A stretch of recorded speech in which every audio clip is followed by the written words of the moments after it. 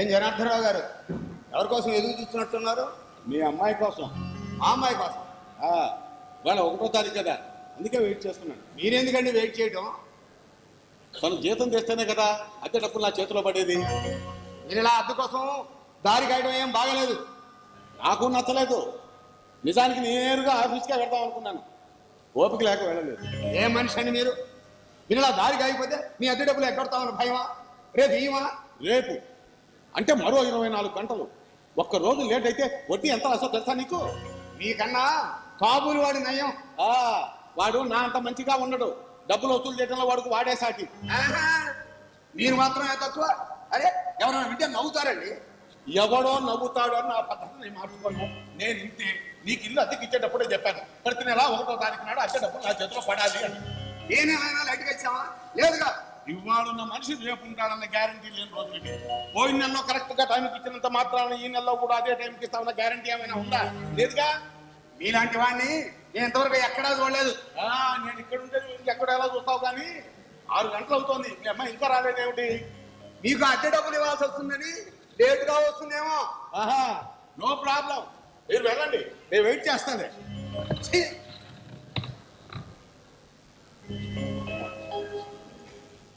ఏమిటమ్మా, ఆఫీస్ అయిపోయినా కూడా ఇంత తొందరగా ఇంటికి రాలేకపోయావు? సిటీ బస్ దొరకలేదు. అమ్మా సరళా, నేను రెంటే ముందు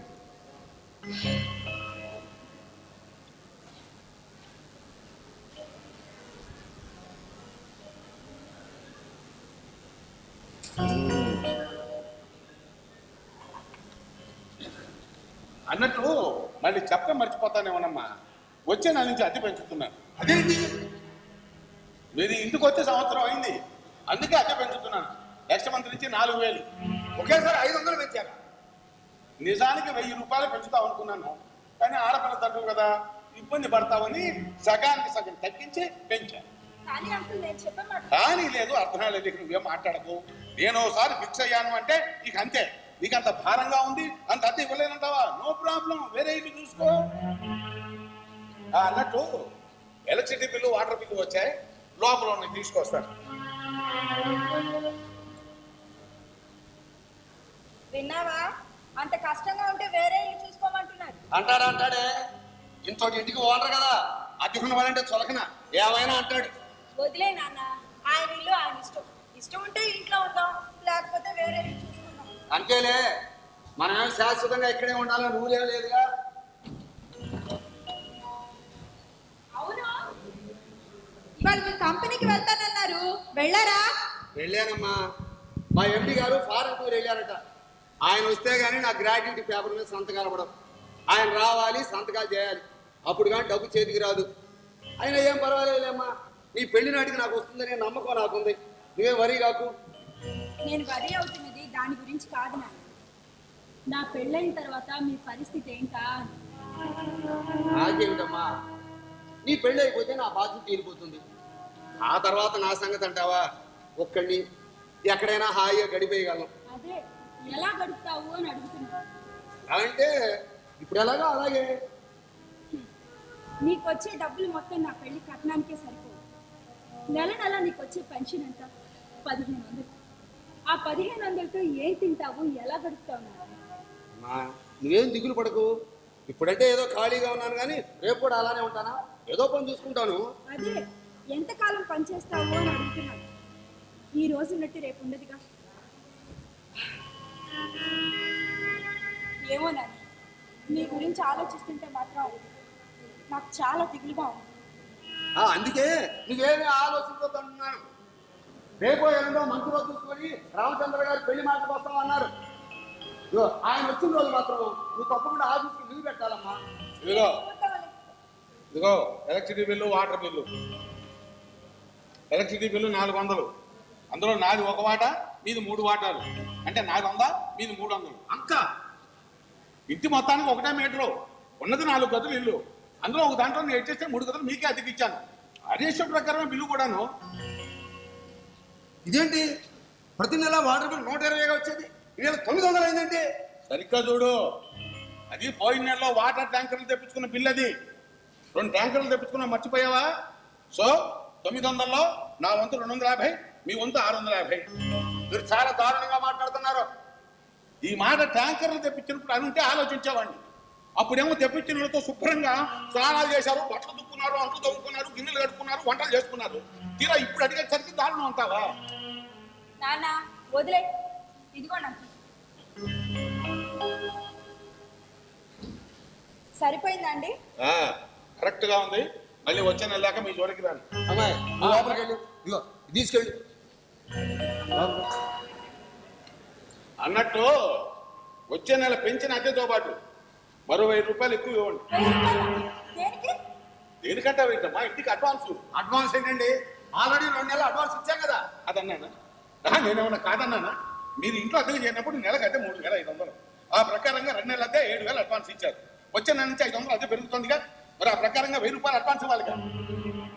మీరు మామూలుగా పోదు. ఓనో, నాకు రావాల్సింది తీసుకునే పోతాను.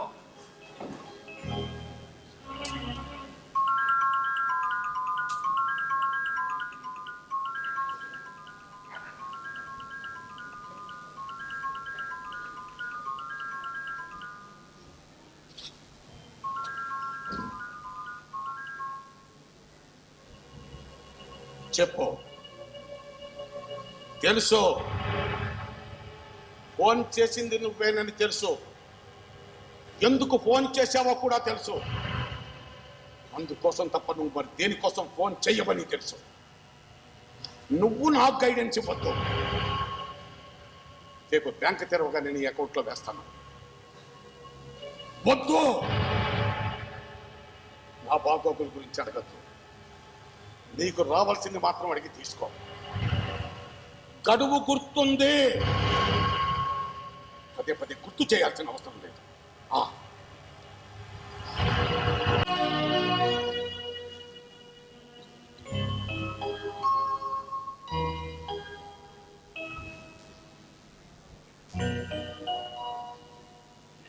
కుదరదు నాన్న, ముందు చెప్పకుండా లీవ్ పెడితే మెమో ఇస్తారు. అసలే నేను ప్రొఫెషనల్ పీరియడ్లో ఉన్నాను. అలా అంటే ఎలాగమ్మా? రామచంద్ర గారు ఫీల్ అవుతారు. ఎలాగోలా మేనేజ్ లీవ్ పెట్టమ్మా. కుదరదు నాన్న, ఆయన నిన్ను నువ్వే చెప్పావు. ఆయన రేపు ఎల్లుండో వస్తారని కదా చెప్పావు. నిజమేనమ్మా, కానీ ఉదయం ఫోన్ చేసి వాళ్ళ మంచి రోజు వస్తున్నామని చెప్పారు. రావద్దని చెప్పలేం కదా. కాదనడం లేదు నాన్న, లీవ్ కావాలి అంటే మా ఆఫీస్ లో ఒక రోజు ముందు చెప్పాలి నాన్న. ఏదైనా అర్జెంట్ గా నేను అంతేనా? లాస్ట్ వీక్ పెళ్లి చూపులు అని సెలవు పెట్టాను. ఇప్పుడు పెళ్లి మాటలండి, సెలవు ఇవ్వండి అంటే ఊరుకోండి అన్న, అర్థం చేసుకో. కానీ రామచంద్రయ్య గారు ఏమనుకుంటారు కాస్త ఆలోచించు. ఆయన వస్తున్నా అని చెప్పిన తర్వాత కూడా నువ్వు ఇంట్లో ఉండకుండా ఆఫీస్కి వెళ్తే ఆయన అంత ఫీల్ అవుతాడు. తనని నిర్లక్ష్యం చేశాడు అనుకోడటమ్మా. నన్ను అర్థం చేసుకోవేంటి నాన్న? అంతకైతే నేను ఆయనకి ఫోన్ చేసి క్షమాపణ చెప్పుకుంటాను. ఉంటాను. ఏంటి తండ్రి కూతుళ్ళిద్దరూ తెగ డిస్కస్ చేసుకుంటున్నారు? రండి బాబు గారు రండి. నమస్తే అంకుల్. నమస్తే నమస్తే. ఏమిటమ్మా ఎక్కడికో బయలుదేరినట్టున్నావు? ఆఫీస్ కి సెలవు పెట్టడం కుదరలేదు. అదేమిటి ఆనందమ్మ గారు, నేను వస్తున్నట్టు ఫోన్ చేశాను కదా. చేశాను అనుకోండి, కానీ అమ్మాయి వాళ్ళ ఆఫీస్లో ప్రాబ్లం. మాట మాటికి లీవ్ అంటే ఇవ్వరు. మనం పని చేయమ్మా, ఇవాళకి చెప్పకుండా మాని రేపు వెళ్ళి లీవ్ లెటర్ ఇచ్చేయి. అమ్మో, అలా చేస్తే మెమో ఇస్తారు అంకుల్. ఉద్యోగం నుంచి కూడా అమ్మో, అలా అయితే వద్దు. నువ్వు వెంటనే ఆఫీస్కి వెళ్ళిపో. నేను మీ నాన్న మాట్లాడుకుంటాలే. Very good. నాన్న వెళ్ళొస్తాను. బాబు గారు రండి, లోపలికి వెళ్ళి మాట్లాడుతున్నారు. అంటే లోపల ఇక్కడే కూర్చున్నా, హాయిగా చల్లగా ఉంది.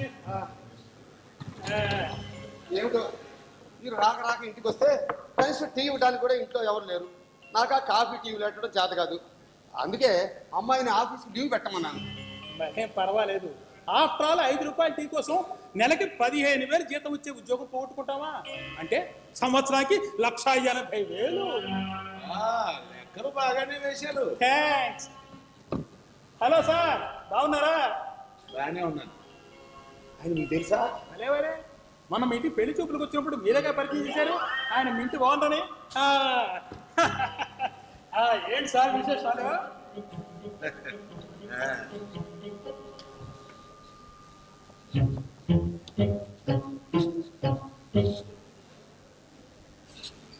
ఆ చెట్టు చూసారా? చూశాను. దాని మీద 2 పిచ్చుకలు ఉన్నాయి, గమనించారా? 2 పిచ్చుకలు ఉన్నాయి. పిచ్చుకలు చూసి చాలా కాలమైంది. అయితే ఏంటి? కాసేపట్లో ఎగిరిపోతాయి, అదే విశేషం. మీరు భలే జోకులేస్తారండి. విశేషాలు ఏమిటండి అంటే పిచ్చుకల గురించి మాట్లాడుతున్నారు. నేను అడుగుతున్నది మీరు ఎలా ఉన్నారు అని. కింద నెలలో 96 కేజీలు ఉన్నాను. ఈ నెలలో 94 కేజీలకు వచ్చాను. అంటే 2 కేజీలు తగ్గాను అన్నమాట. ఈ విషయం నాకేం చెప్తున్నట్టు? నువ్వే అడిగావుగా ఎలా ఉన్నారు అని, అందుకే చెప్పాను.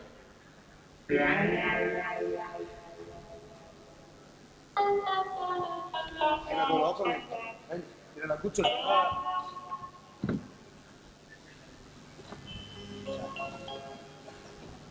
ఇప్పుడు చెప్పండి బావగారు, ఏమిటి విశేషాలు? ఏముందండి, మీ అమ్మాయి మాకు బాగా నచ్చింది. ఇక మావాడైతే పెళ్ళంటూ చేసుకుంటే సర్వల్ని చేసుకుంటాను భీష్మించు కూర్చున్నాడు.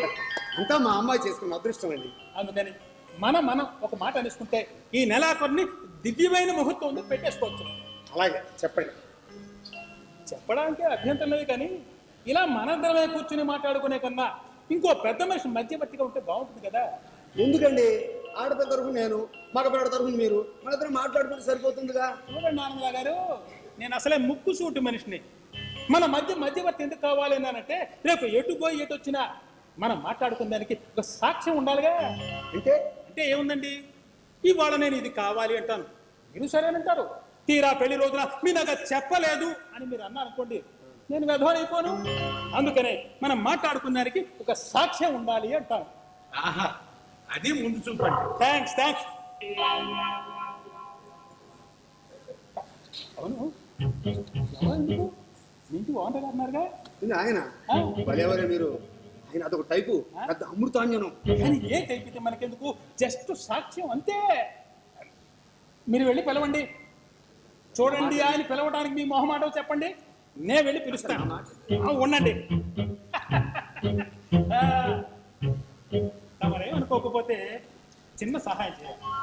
అప్పు తప్ప మరి ఏదైనా అడగండి, మీరుంటే చేస్తాను. అయ్యో, అప్పు కాదండి, మీకు తెలుసుగా నేను ఆనందరావు గారు బియ్యం అందుకోబోతున్నాం. అంటే వాళ్ళ అమ్మాయికి మా అబ్బాయిని ఇచ్చి పెళ్లి నిశ్చయించాం. అందుకని మీరు కాస్త హెల్ప్ చేస్తే. ఏంటి, పెళ్లికి ముహూర్తం పెట్టాలా? నాకు పంచాంగం చూడటం రాదు. అబ్బా, అది కాదండి. ఇప్పుడు మేము ఇద్దరం పెళ్లికి సంబంధించిన కొన్ని కీలక నిర్ణయాలు తీసుకోబోతున్నాం. అందుకని మీరు కాస్త పక్కన ఉంటే మంచిదని. ఈ పక్క నేనెందుకు? తమకు తెలియదు ఏమని చెప్పండి. పెళ్ళంటేనే ఆర్థిక సంబంధించిన వ్యవహారాలు. ఆడపెళ్లి వారు మగ పెళ్లి వారికి ఇచ్చేవి, మగ పెళ్లి వారు ఆడపెళ్లి వారికి ఇచ్చేవి, ఇలాంటివి చాలా ఉంటాయి. మరి ఇలాంటి ముఖ్యమైన విషయాలు మాట్లాడుకునేటప్పుడు మీ ఇలాంటి పెద్ద మనిషి మధ్యవర్తిగా ఉంటే బాగుంటుంది కదా. దీన్ని మధ్యవర్తిత్వం అనరు, మీరిద్దరూ మాట్లాడుకునే దానికి మధ్య సాక్షిగా ఉండటం అన్నారు. పోనీ అలాగే అనుకోండి సార్. నేను అర్జెంటుగా బ్యాంకుకి వెళ్ళాలండి. బ్యాంక్ ఎక్కడికి పోయి సార్, అక్కడే ఉంటుంది. మధ్యాహ్నం 2 గంటల వరకు తెరిచే ఉంటుంది. మనం గబుక్కుని ఒక అరగంట మాట్లాడుకుంటే మీరు వెళ్ళిపోదు. కానీ గబుక్కును మాట్లాడుకోవాల్సింది మన ఇద్దరం కాదు, మీ ఇద్దరు. అవును అనుకోండి. రండి సార్. చూడండి, నేను అసలే అదో టైప్ మనిషిని. ఆయన నీతో చెప్పే ఉంటాడు, పెద్ద జండు బాబు. జండు బాబు చెప్పలేదు, ఏదో అమృతాలు చెప్పాడే. ఏది చెబితే ఏం కానీ మీరిద్దరు కూర్చొని గంటలు మాట్లాడుకుంటూ ఉన్నారనుకోండి, నోరు మూసుకొని కూర్చొని ఉండటం మాత్రం నా వల్ల కాదు. మిమ్మల్ని నోరు మూసుకు కూర్చోమని ఎవరు చెప్పారండి? ఒక పెద్ద మనిషిగా మీ అనుభవాలను పురస్కరించుకొని మీకు తోచిన సలహాలు ఇవ్వండి. అలా అయితే సరే. ఏంటి సార్, అతగాడు ఏమిటి మొహం అదోలా పెట్టుకున్నాడు? నేను రావడం ఇష్టం లేదులా ఉంది. అబ్బే, అలాంటివి ఏం లేదు సార్. రండి చెప్తాను. రండి, ఇలా రండి. కూర్చోండి. ఇక్కడికి రండి సార్. రండి, కూర్చోండి.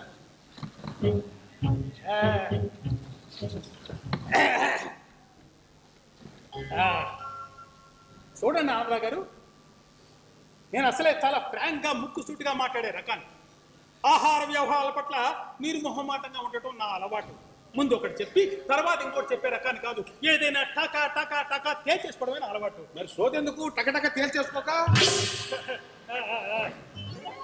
మా వాడికి 20 లక్షలు ఇస్తాం, 30 లక్షలు ఇస్తాం అని రోజు మా ఇంటి చుట్టూ తిరుగుతున్నారు. ఎవరు? ఇంకెవరండి, ఆడపిల్లల తండ్రులు. కానీ మా వాడు మీ అమ్మాయిని ఇష్టపడ్డాడు కనుక వాళ్ళందరినీ కాదని ముహూర్తాలు పెట్టుకున్నామని వచ్చాను. చాలా సంతోషం బాబు గారు. తొందరపడి సంబరపడకో, ఆయన చెప్పేది పూర్తిగా విను. నువ్వు చెప్పవే.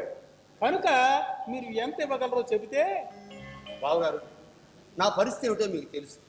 ఏదో ప్రైవేట్ కంపెనీలో ఉద్యోగం చేస్తూ ఇంతకాలం గడుపుతూ వచ్చాను. అమ్మాయి బుద్ధిమంతురాలు, చదువుకుంది, పైగా ఉద్యోగం కూడా చేస్తుంది. అందుకే కదండి మీ సంబంధాన్ని వెతుక్కుంటూ వచ్చింది. ఏదో నా స్తోమతకు తగినట్టు ఓ 3 లక్షల రూపాయలు ఇచ్చుకోగలను. అనుకున్నా, నిన్నే అనుకున్నా. కానీ బావగారు మరి 3 అంటే చీపుగా లేదు. కట్న విషయంలో బేరం ఆడటం మాత్రం ఏమైనా గొప్పగా ఉందా? నేను అడుగుతున్నానని మరోలా అనుకోకు. అసలు అమ్మాయికి అబ్బాయి, అబ్బాయికి అమ్మాయి నచ్చిన తర్వాత మధ్యలో కట్నం ప్రసక్తి దేనికి? కట్న కానుకలు ఇచ్చి పుచ్చుకోవడం మన సాంప్రదాయం అండి. అలా అని ఏ శాస్త్రంలో రాసిందో చూపించు. గారు మధ్యలో మీరు మాట్లాడకండి. ఇదిగో నువ్వు పిలిస్తే రాలేదు, ఆయన పిలిస్తే వచ్చాను. క్యాజువల్గా అడుగుతున్నాను. నేనే ఖచ్చితంగా సమాధానం చెప్పి తీరాలి అని ఆయన బలవంతం చేయడం లేదే. తెలిస్తే చెప్పవా, లేకపోతే లేదు. అంతే అంతే అంతే. చూడండి జనార్దన్న గారు, కట్నం తీసుకోవడం అనేది అనాదిగా వస్తున్న ఆచారమే. కాకపోతే అది ఏ శాస్త్రంలో ఉందో కరెక్ట్గా నాకైతే తెలీదు. మా పూర్వీకుల నుంచి వస్తున్న ఆచారం కనుక నేను అదే ఆచరిస్తున్నాను అంతే. అసలు కట్నం ఎందుకు ఇవ్వాలి? ఎందుకంటేనండి, ఎందుకంటే ఇప్పుడు మావాణ్ణి తీసుకోండి, వాడిని పెంచానా, పెద్ద చేశానా, చదువు చెప్పించానా, వాడు ఇంత వాడవడానికి ఎంత ఖర్చు పెట్టుంటాను. ఆ ఖర్చుతో పోలిస్తే వచ్చే కట్నం ఎంత? బాగా చెప్పావు. మరి ఈయన కూడా వాళ్ళ అమ్మాయిని పెంచాడా, పెద్ద చేశాడా, చదువు సంఖ్య చెప్పించాడా, అంత దాన్ని చేశాడా? అంత దాన్ని చేయడానికి ఎంతో డబ్బు ఖర్చు పెట్టాడుగా. మరి ఈయన కట్నం కావాలని అడగటం లేదే. అయ్యా, ఆడపెళ్లి వారు కట్నం ఇస్తారు, మగ పెళ్లి వారు కట్నం తీసుకుంటారు. ఇది ఆచారం, తరతరాలను చూస్తున్న సాంప్రదాయం ఇది. అదే పొరపాటు. పూర్వకాలంలో కన్యాశుల్కం అని ఉండేది. అంటే ఆడపిల్ల తండ్రికి డబ్బు కట్టి ఆడపిల్లను పెళ్లి చేసుకొని తీసుకెళ్లేవాళ్ళు మగ పెళ్లి వాడు. అది ఎప్పుడో, కానీ ఇప్పుడు లేదు. ఇప్పుడు వరకట్నం ఇవ్వాలి, తప్పదు. అదే ఎందుకు తప్పదు అంటున్నాను. తప్పదు అంటే జనార్దన గారు మీరు కాస్త ఆగండి. అయ్యా బాబు గారు, నా స్తోమత ఏమిటో మీకు చెప్పాను. ఇంతకు మించి నా వల్ల కాదు.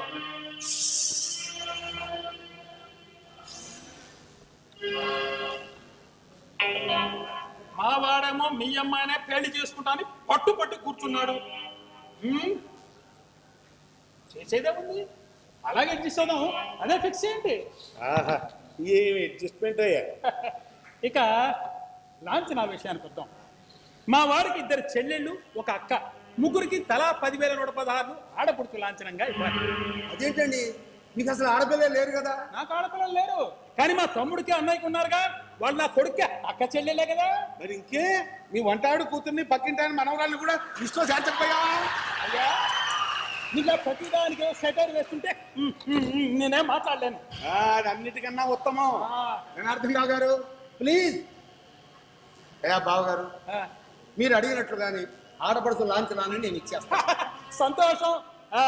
ఇక అత్తగారు లాంఛనం.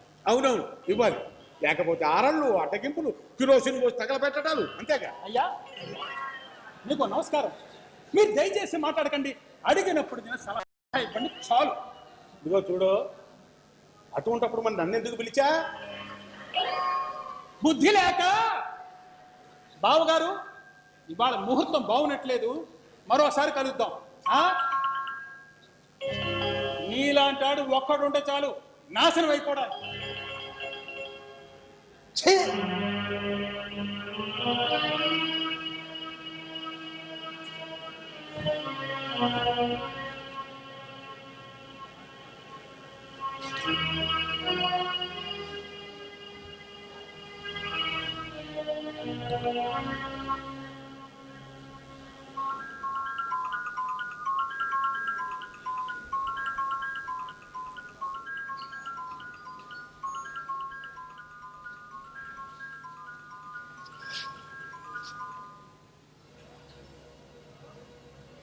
చెప్పు, నేను చచ్చిపోలేదు, బతికే ఉన్నాను. బ్యాంకులు వేయటం అరగంట ఆలస్యం అయ్యేసరికి నేను చచ్చాను బతికాను ఎంక్వైరీ కోసం ఫోన్ చేశాను. ఇప్పుడే బ్యాంకుకు వెళ్తున్నాను. ఇంకో గంటలో నీ డబ్బు నీ అకౌంట్లో ఉంటుంది.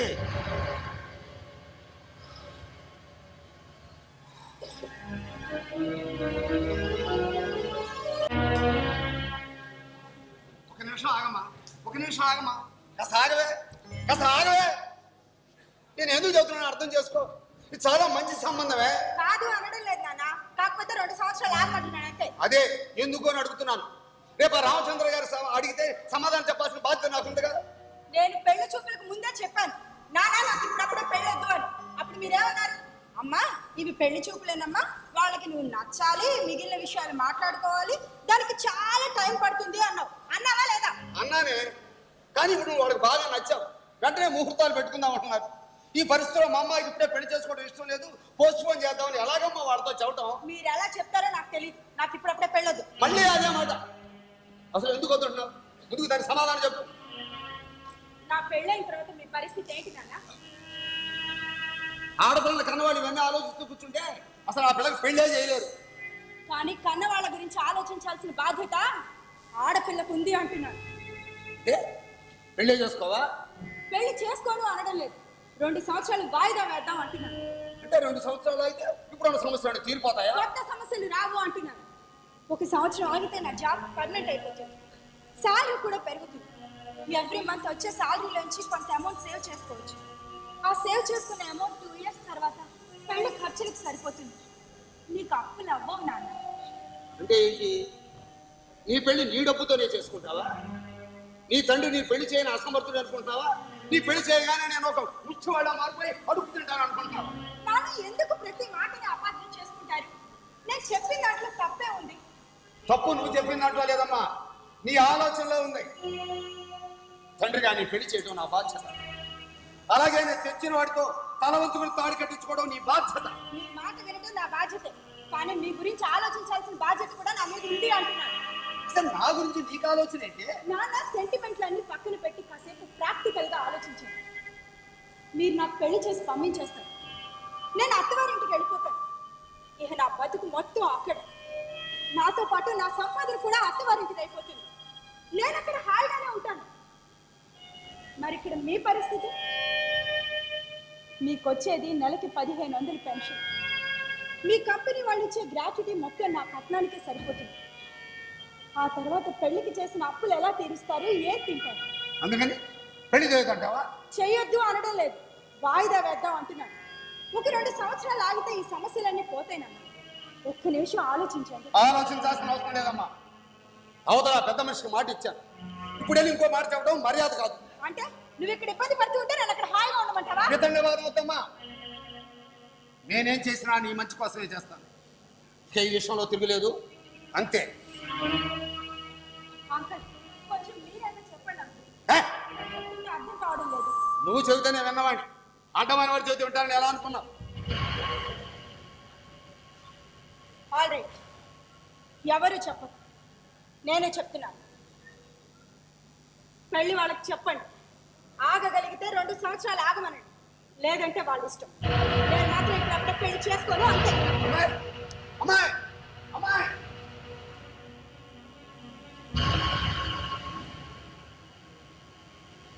ఇప్పుడు నాకు విషయం బాగా అర్థమైంది.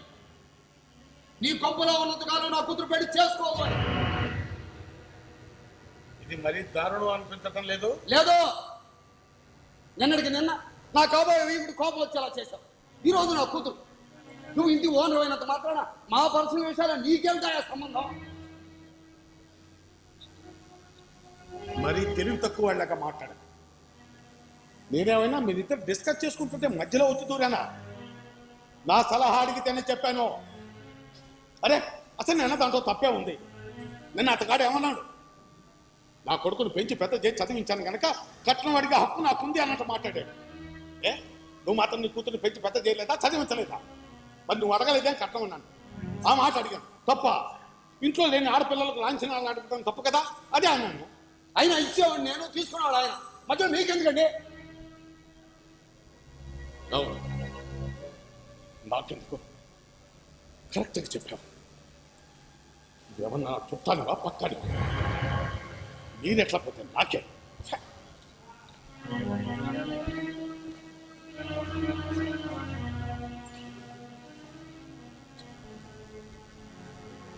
చూడు, మీరు నాకేం కాకపోయినా సాటి మనుషులు అదొక్కటే ఆలోచించాను. ఇప్పటికీ నీకు అర్థం కాకపోతే నీ కర్మ.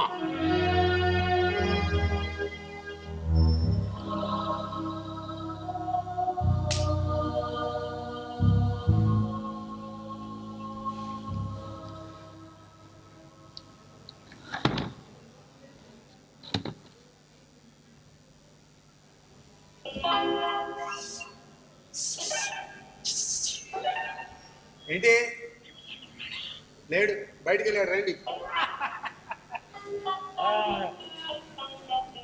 మరి ఇదైపోయిన మనిషికి ఆయన తత్వం ఎంత, మనకెందుకు వదిలేయండి, రండి కూర్చోండి. అసలు నాకు బుద్ధి లేదండి. మనం మాట్లాడుతున్నప్పుడు ఇంకో మనిషి ఎందుకు సాక్ష్యానికి చక్కగా అనుకున్నది ఒక కాకి మీరు రాసుకుంటూ పోవాలా? ఇప్పుడు పాయింట్ వైజ్గా రాసేసుకుందాం, సరేనా? అలాగే కానివ్వండి. ఇప్పుడు టకా టకా అనేసుకుందాం, రాసేసుకుందాం. ఈ పనులు అయిపోయినుకోండి, మిగిలిన పనులు అదేనండి. పెళ్లికి ఫంక్షన్ హాల్ బుక్ చేయడం, బ్యాండ్ మేళాలు ఏర్పాటు చేయడం, ఆర్కెస్ట్రా, లైటింగు, డెకరేషను వగైరా వగైరా అన్నీ నేను చూసుకుంటాను. డబ్బులు మీరు పే చేసేది. పాయింట్ నెంబర్ 1 కట్నం. మీరు 3 అన్నారు కదా, ఒకటి అటే ఫిక్స్ కట్నం 4.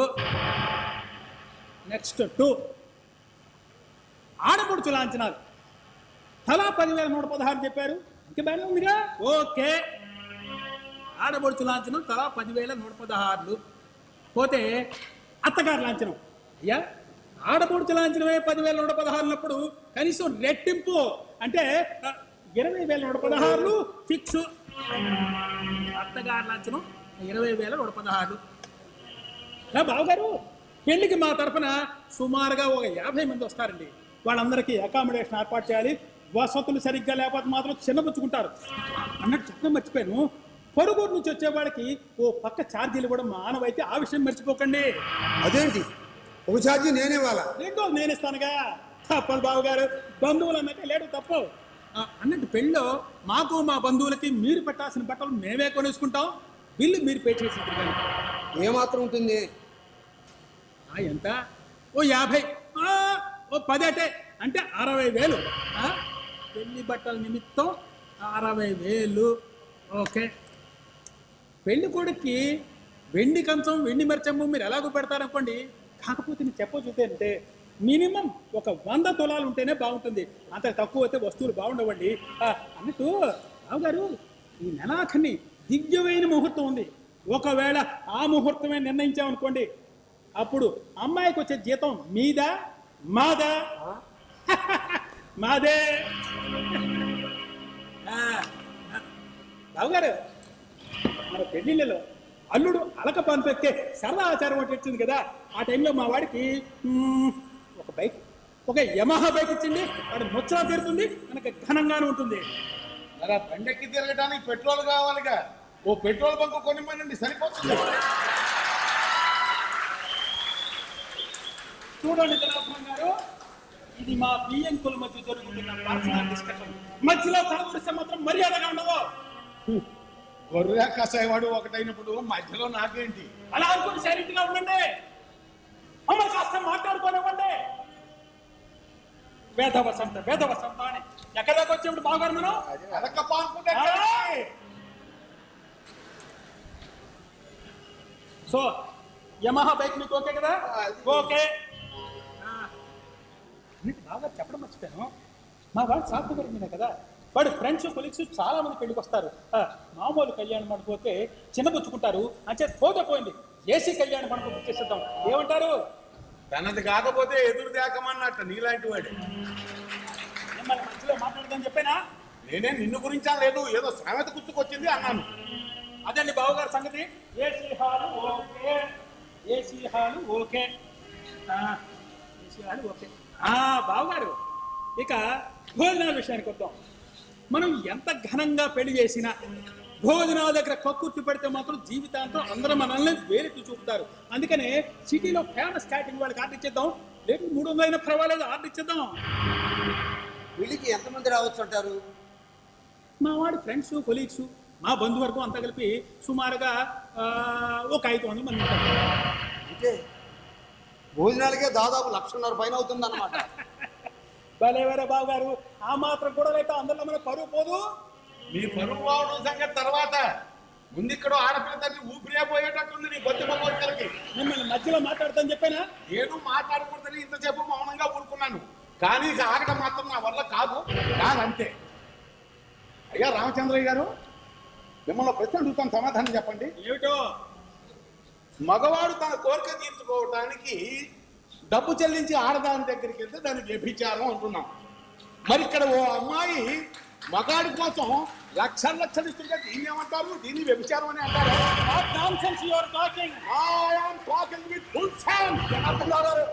మీకు అక్కలేని విషయాలు జోక్యం కలిగి చేసుకోకండి. ఏదండి అక్కర్లేని విషయం? ఏదండి రోడ్డు మీద ఎవరికైనా యాక్సిడెంట్ అయి పడిపోతే మనం అలాగే వదిలేసి వెళ్ళిపోతామా? 108కి ఫోన్ చేసి అతను ఆసుపత్రికి చేర్పించే ప్రయత్నం చేయమా? ఇది అంతే. నా కళ్ళ ముందు మిమ్మల్ని అతన్ని ఊపిలోకి దించుతూ ఉంటే చూస్తూ కూర్చోంటే నా వల్ల కాదు. నేను ఇక్కడ పెళ్లి మాట్లాడుకుంటున్నాం. మీరు మాట్లాడుకోవడం లేదు, నీ నిర్ణయాలన్నీ అతని మీద రుద్దుతున్నావు. ఏమన్నా పెళ్లికి ఏసీ హాల్ బుక్ చేయాలా? లేకపోతే బరువు తక్కువగా ఉంటుందా? అదేదో నువ్వే బుక్ చేసుకోలేకపోయావా? అతను బుక్ చేయమని చెబుతావు ఎందుకు? మా విషయాలు మీకు అనవసరం ముందే చెప్పాను. నువ్వు చెప్పినా చెప్పకపోయినా నేను చెప్పదలుచుకున్నా చెప్పే తీరుతాను. అమాయకుడైన ఒక ఆడపల్లి తండ్రి జీవితంతో ఆడుకోవద్దు. పిచ్చి పిచ్చిగా మాట్లాడుకో. ఆడుకోవడం నువ్వు చేస్తున్నది నోరు లేని అమాయకుడు కదా అని నీ సంవత్సరంతో ప్రవర్తిస్తున్నావు. ఆడపిల్ల తండ్రి కదా, అడిగిన దానికల్లా తల వంచాలని నీ దరిద్ర ఆలోచన మానుకో. నిజంగా నువ్వే మనిషివైతే, నిజంగా నీలోనే గనక మానవత్వం ఉంటే ఒక్కసారి ఆడపిల్ల తండ్రి వైపు నుంచి ఆలోచించు. నీకే ఆడపిల్ల ఉంటే, నీకే ఇలాంటి పరిస్థితి వస్తే ఎలా ఉంటుందో ఆలోచించు. నీ జన్మలో ఒక్క ఆడపిల్లకి పెళ్లి చేసి చూడు, అప్పుడు తెలుస్తుంది. అలాగే ఈ దృష్టిలో ఆడపిల్ల తండ్రి అమాయకుడు, మగపిల్లాడి తండ్రి బందిపోటు దొంగలాంటి వాడు అనేగా.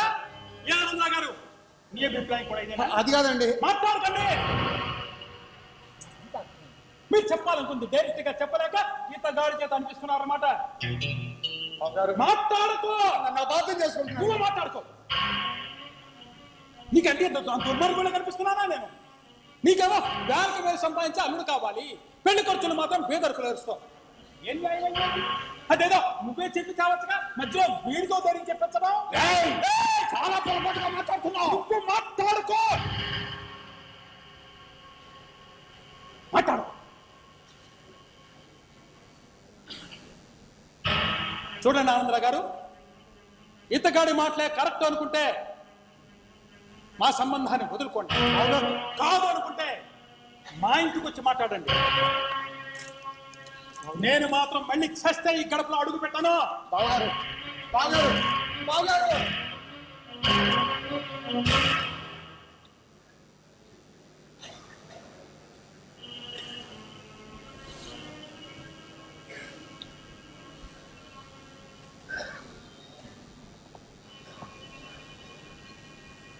ఇప్పుడు మీ కడు చల్లబడ్డాయా?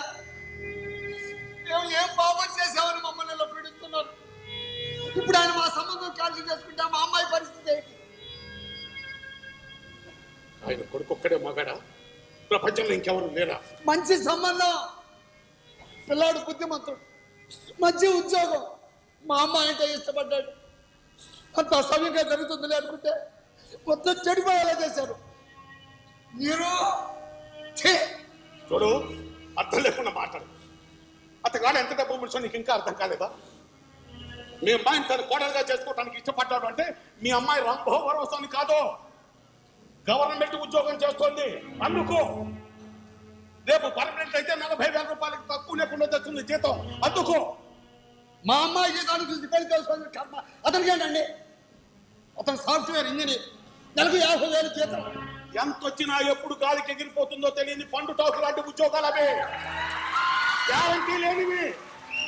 అందుకే తన కొడుకు జీవితానికి ఒక గ్యారంటీ కావాలనుకున్నాడు, నీ కూతురు ఎంచుకున్నాడు. ఇప్పటికైనా అర్థమైందా?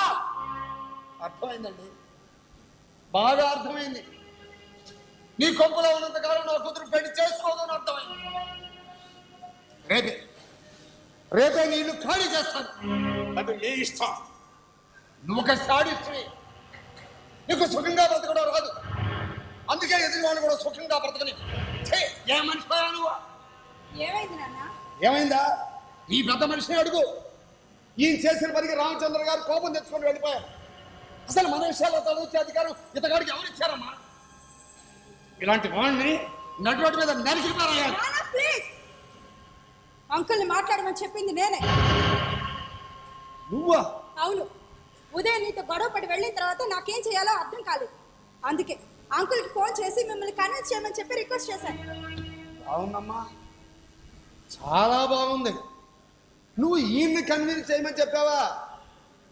ఈ పెద్ద మనిషి ఏం చేశాడో తెలుసా? కల్లోలం చేశాడు. ఇంకో మనం ఉండదు. రేపే ఇల్లు ఖాళీ చేసి వెళ్ళిపోతాం. నేను ఇప్పుడు ఖాళీ చేసి వెళ్ళినా నాకేం అభ్యంతరం లేదు.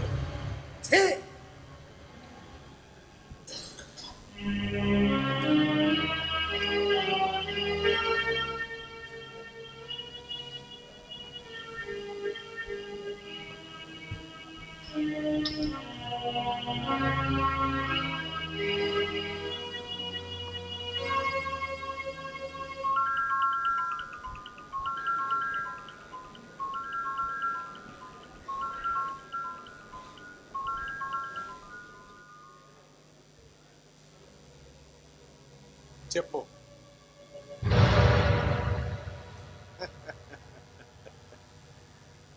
ఈ మాట నీ నోటి వెంట వస్తుందని నేను ఎప్పుడో అనుకున్నా. కాస్త ఆలస్యంగానైనా నా నమ్మకం మాత్రం పాడు కాలేదు. అందుకే నీది నీకే వదిలేసి వెళ్తున్నా.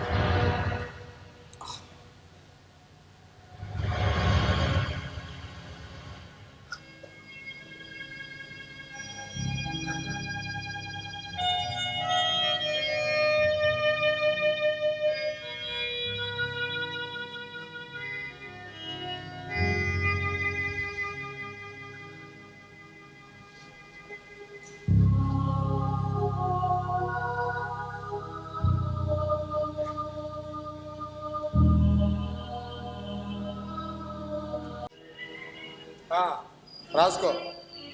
Door number 10/56. ఆనందరావు, మరిచెట్టు వీధి, టెలిఫోన్ బూత్ పక్కన. అక్కడ ఏమన్నా అడుగు, లేదా ఈ నెంబర్ ఫోన్ చేయవయ్యా.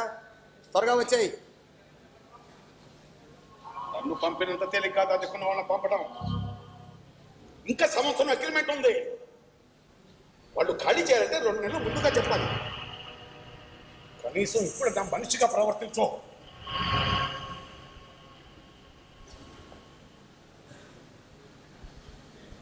మీకేం ఇబ్బంది లేదు. మీరు ఈ ఇంట్లోనే ఉండొచ్చు. మీరేం మాట్లాడుతున్నారో నాకు అర్థం కావడం లేదు అంకుల్. మీరు ఇల్లు ఖాళీ చేసి వెళ్ళాల్సిన అవసరం లేదు. నేనే ఖాళీ చేసి వెళ్తున్నాను అని చెప్పాను. మీరు ఖాళీ చేసి వెళ్ళడం ఏంటి? ఖాళీ చేయవలసిన అవసరం వచ్చినప్పుడు ఎవరికైనా తప్పదమ్మా. అంకుల్, నాన్న అన్న మాటలకి మీరు నా అన్న వాళ్ళు అన్న మాటలకే పట్టించుకొని వాడిని. మీ నాన్నమ్మట్లు బాధపడదు. కారణం చెప్పకుండా వెళ్తే 10 మంది మమ్మల్ని ఆడిపోసుకోమనే.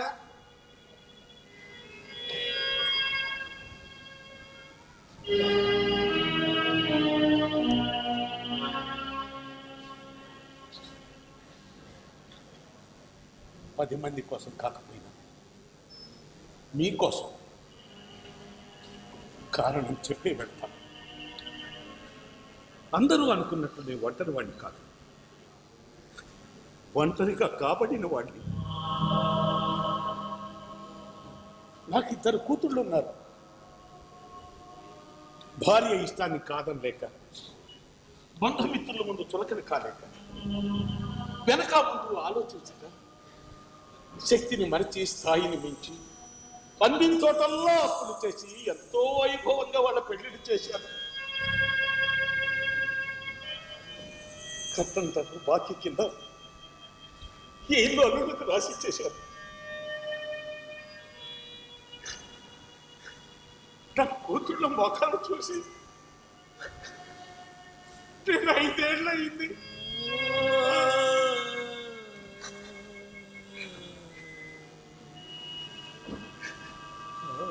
నన్ను నేను అమ్ముకున్న ఈ అప్పులు తీరం.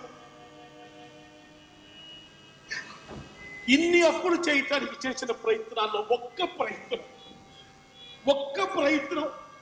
ఉన్నంతలో పెళ్లి చేయటానికి కనుక నేను ప్రయత్నం చేసి ఉంటే ఈ నాన్నకి పరిస్థితి వచ్చేదే కాదు.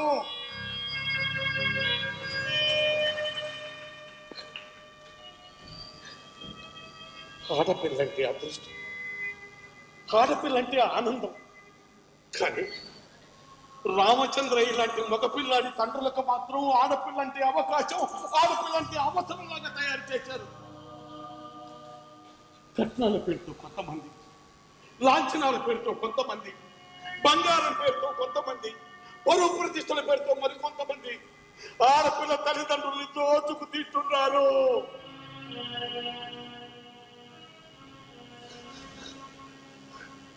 కట్నం తీసుకోవటం తప్పని ఎన్ని రకాలుగా చెప్పిన, ప్రభుత్వం ఎన్ని చట్టాలు చేసినా ఎవరికి చెవికెక్కడం లేదు, ఆచరణలో సాధ్యం కావటం లేదు.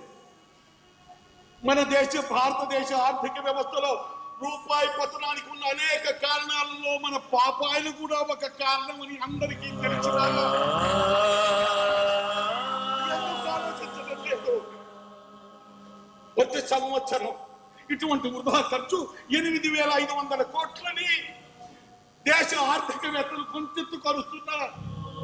మనలో ఎవరికి చిక్కు రావటం లేదు. నాలాగా అప్పుల పాలైన మధ్యతరగతి తల్లిదండ్రులు ఈ భూమి మీద ఆయుష్యుండి బ్రతకటం లేదు, అప్పులుండి బ్రతుకుతున్నారు.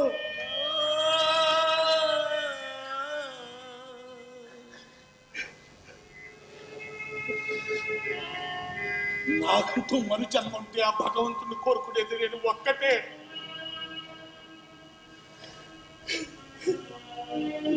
కొట్టుబోతు జన్మ ప్రసాదించు భగవంతుడా అని.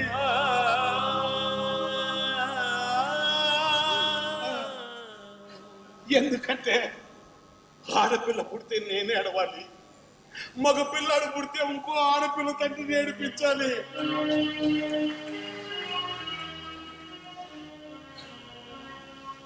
తండ్రి అవ్వటం వేరు, ఆడపిల్లకి తండ్రి అవ్వటం వేరు.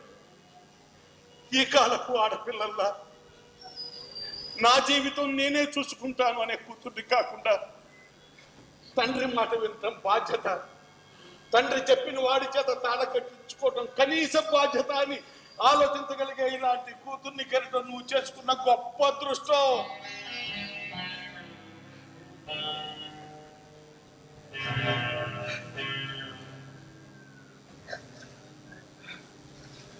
తనకు పెళ్ళై నీకు దూరమైన ఆ తరువాత నీకు ఎదురయ్యే పరిస్థితులను తను ముందుగానే ఆలోచించి తల తాకట్టు పెట్టినా తను పెళ్లి చేయాలనుకునే నిన్ను నలుగురిలో తలెత్తుకు తిరిగేలా చేయడానికి నీ కూతురు చేస్తున్న ప్రయత్నం చూస్తుంటే భవిష్యత్తులో ఏ ఆడపిల్ల తండ్రి అయినా అప్పులు పాలు కాకుండా ఆడపిల్ల పెళ్లి చెయ్యగలడు అన్న నమ్మకం ఏర్పడుతోంది.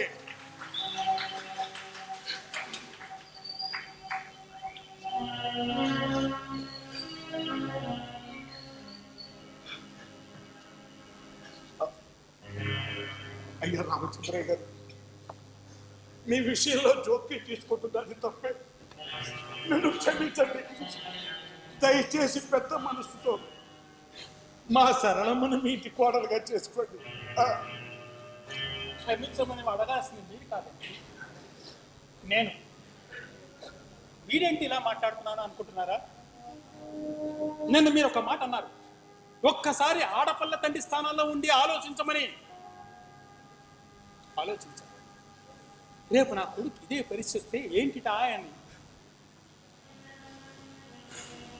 అప్పుడు తెలిసింది నేను ఎంత తప్పుగా ప్రవర్తించాను. కాకపోతే తప్పనని చేసిన తర్వాతే తెలుస్తుంది నేను తప్పు చేశాను. ఆ తప్పును సరిపెట్టుకుంటాను. బాగా మా అబ్బాయికి మీ అమ్మాయినిచ్చి పెళ్లి చేయించండి. అది మీరన్నట్టుగా 2 సంవత్సరాలు ఆగాక, అంతేకాకుండా అనవసరమైన హంగులు ఆర్భాటాలు లేకుండా మన స్థాయి తగ్గట్టుగానే పెళ్లి చేద్దాం. సంతోషం సంతోషం.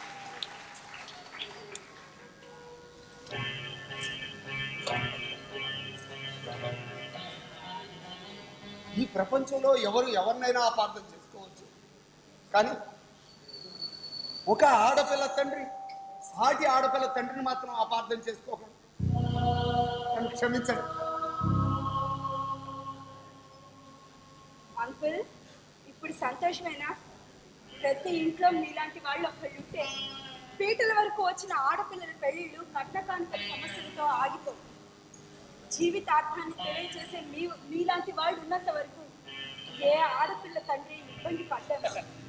చూడండి జనార్దన్ రావు గారు, మీరే పెళ్లి పెద్దగా నిలబడి మా ఇరువురికి ఏ సమస్య రాకుండా మీరు ఈ పెళ్లి జరిపించండి. ఆడపిల్ల తరఫున కాదండి, మగ పిల్లాడి తరఫున, అంటే మా ఇంటి పెద్దగా ఈ పెళ్లి జరిపించండి. అవునండి, మీరు ఎక్కడికి వెళ్ళాల్సిన అవసరం లేదు. మీరు మాతోనే ఉంటున్నారు, ఉండాలి, అంతే. రండి. అవునండి, మీ మూడో కూతురిగా నా పెళ్లి చేసి మీ బాధ్యత నెరవేర్చుకుంటాను.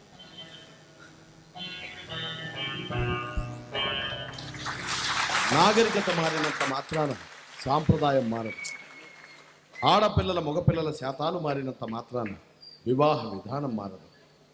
రెండు జీవితాలు ఒకటి చేయడం కోసం వారిని కన్న జీవితాలు ఆర్థికంగా చిన్నాభిన్నం కానక్కర్లేదు. దయచేసి అర్థం చేసుకోండి. ఇది శ్రీ సాయి కొలకలూరు వారి సమర్పణ. పెళ్లి చేసి చూడు. పెళ్లి చేసి చూడు నాటికి చూసాం. మనకు తెలుగులో సామెత ఉంది, పెళ్లి చేసి చూడు ఇల్లు కట్టి చూడు అని. ఈ రోజుల్లో ఇల్లు కట్టడమే చాలా తేలిగ్గా ఉంది, పెళ్లి చేయడం అనేది చాలా కష్టంగా ఉంది. ఒకప్పుడు 5 రోజులు పెళ్ళిళ్ళు చేసేవాళ్ళం, ఆ తర్వాత 3 రోజులు పెళ్ళిళ్ళలోకి వచ్చింది, 1 రోజు పెళ్ళిలోకి వచ్చింది, మళ్ళీ వెనక్కి వెళుతున్నాం మనం. డబ్బులు ఉన్నవాళ్ళు ఇవాళ 4 రోజుల పెళ్ళిళ్ళు 5 రోజులు పెళ్ళిళ్ళు చేస్తుంటే మధ్యతరగతి వాళ్ళు కూడా వాళ్ళని చూసి మనం కూడా చేయకపోతే బాగోదు అని చెప్పి మనం కూడా అప్పులు చేసి మరి కొన్ని ఖర్చులు పెంచుకొని ఇబ్బందులు పడుతున్నాం. అది కరెక్ట్ కాదు. మన పక్కనున్న రాష్ట్రం తమిళనాడు చూసుకుని మనం నేర్చుకోవాల్సినవి చాలా ఉంటాయి. మీరు గమనించారో లేదో, తమిళనాడులో పెళ్ళిళ్ళు ఎక్కువగా ఉదయం జరుగుతాయి. 9 గంటల ముహూర్తాలు, 7:30 ముహూర్తాలు, 8:30 ముహూర్తాలకు పెట్టి పెళ్ళికి పిలుస్తారు. వచ్చిన వాళ్ళకి బ్రేక్ఫాస్ట్ ఇస్తారు. పెళ్ళికి వచ్చిన వాళ్ళు కూడా అక్షంతలు వేసి బ్రేక్ఫాస్ట్ చేసేసి ఎవరి పనులకి వాళ్ళు వెళ్ళిపోతారు, ఎవరి ఆఫీసులకు వాళ్ళు వెళ్ళిపోతారు. కానీ ఇక్కడ మనం అన్ని రాత్రులు పెళ్ళిళ్ళు చేస్తాం, దీపాలంకరణ బ్రహ్మాండంగా చేస్తాం, ఏసీ హాల్స్ బుక్ చేస్తాం, స్తోమత ఉన్నా లేకపోయినా మంచి భోజనాలు పెట్టడానికి ప్రయత్నం చేస్తాం. అన్నీ అయిన తర్వాత అప్పులు చూస్తే గుండె ఆగిపోతుంది. ఈ పద్ధతిలో మార్పు రావాల్సిన అవసరం ఉంది. కట్నాలు కానుకలు తీసుకున్న రోజులు ఇందులో మార్పు రాదు. ఒక పశువుని మార్కెట్లో తీసుకెళ్ళి అమ్మకానికి పెట్టామని పశువుని మార్కెట్లో పెట్టినట్టుగా మా అబ్బాయి పెళ్ళికున్నాడు, మా అబ్బాయి రేట్ ఇది అని చెప్పి ప్రకటించడం కూడా కొడుకులను అమ్ముకోవటం లాంటిది. అది చాలా తప్పది. ఇది ఊరికి నేను చెప్పడానికి చేస్తున్న సిద్ధాంతం కాదు, నేను ఆచరించాను. నా కూతురికి నేను కట్నం లేదు, నా కొడుకు నేను కట్నం పుచ్చుకోలేదు.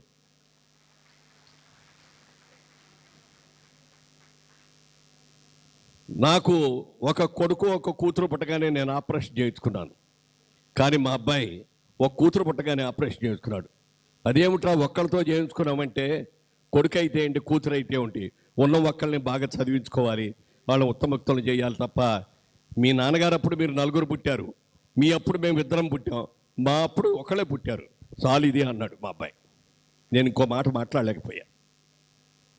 ఇది ఎవరికి వాళ్ళే గ్రహించాల్సిన అవసరం ఎంతైనా ఉంది. నాకు తాహత ఉంది కాబట్టి నేను 4 కంటాను, నేను 4 పెంచుకుంటాను అంటే, నాకు ఉన్నది బోళ్ళంత డబ్బులు ఉన్నాయి కాబట్టి ఎలా ఖర్చు పెట్టుకోవాలో తెలియదు కాబట్టి నేను ఖర్చు పెడతాను అంటే, మీరు ఖర్చు పెట్టడంలో తప్పులేదు. కానీ మిమ్మల్ని చూసి పులిని చూసి నక్క వాత పెట్టుకున్నట్టుగా ఇవాళ మధ్యతరగతి వాళ్ళు కూడా వార్తలు పెట్టుకొని వాళ్ళ జీవితాలు ఎలా బలైపోతున్నారో మనం గమనిస్తున్నాం. ఇలాంటి నాటికలు చూసిన తర్వాతైనా మనలో కొంత మార్పు రావాలి. ముఖ్యంగా మగపిల్లల తండ్రుల్లో మార్పు రావాలి. ఇద్దరు కూడా ఇష్టపడి, ఇద్దరు సంపాదించుకున్న వాళ్ళే, ఇద్దరు చదువుకున్న వాళ్ళే ఒకళ్ళొకటి ఇష్టపడి పెళ్లి చేసుకుంటున్నా కట్నాలు కానుకలు అని చెప్పి ఇబ్బందులు పెట్టి లేనిపోని ఖర్చులకి వెళ్ళి ఇబ్బంది పడకూడదు అనే ఉద్దేశంతో చాలా సున్నితంగా అద్భుతంగా చెప్పారు ఈ సినిమాలో ఉన్న సబ్జెక్ట్, ఈ నాటికలో ఉన్న సబ్జెక్ట్. అందరినీ కూడా మనస్ఫూర్తిగా అభినందిస్తున్నారు. చాలా మంచి సమస్య తీసుకొని చాలా సున్నితంగా అద్భుతమైన డైలాగ్స్. రచయిత ఎవరండి?